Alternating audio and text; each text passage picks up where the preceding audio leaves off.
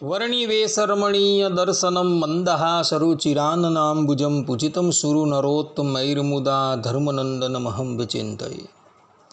असतो मा षड्गमय तमसो मा ज्योतिर्गमय मृत्युर्मा अमृतं गमयः। ओम शांति शांति शांति।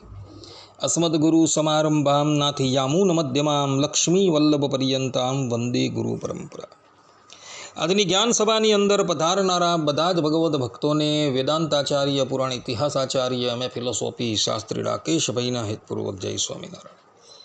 ભક્તો, આજની આ જ્ઞાન સભાની અંદર માતા પિતા ગુરુ આદિ માટે એકાદશી વ્રત કરનાર કેટલા પુણ્યનો ભાગી થાય આ વિષય પર આપણે થોડી વાત શ્રવણ કરશું. તો બધા જ શ્રોતાગણો આ પ્રવચન એકાગ્ર મને કરીને શ્રવણ કરે.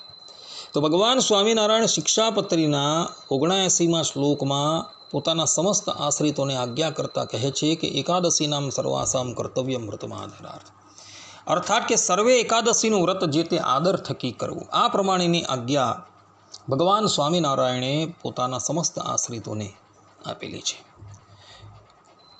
કોઈક વ્યક્તિના માતા છે, પિતા છે, ગુરુ છે, ભાઈ છે ઇત્યાદિ પરલોકવાસી થઈ ગયા હોય અને એની પછાડી કોઈક મનુષ્ય એકાદશીનું વ્રત કરે તો એને કેટલું ફળ મળે છે.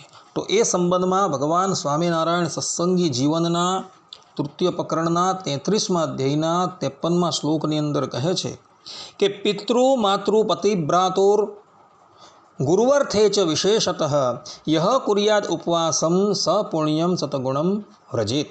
અર્થાત કે પિતા, માતા, પતિ, ભ્રાતા અને ગુરુ આદિકના નિમિત્તે જે જન વિશેષ ઉપવાસને કરે, અર્થાત કે એકાદશીના ઉપવાસને કરે, તે 100 ગણા પુણ્યને પ્રાપ્ત કરે છે.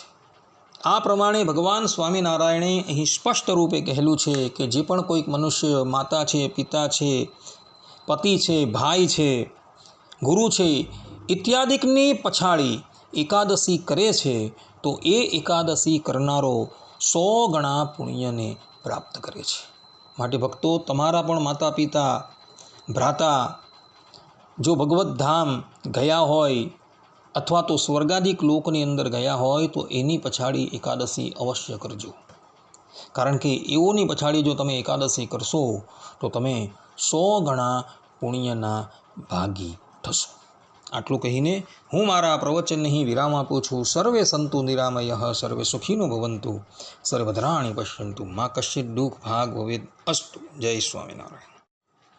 વર્ણિ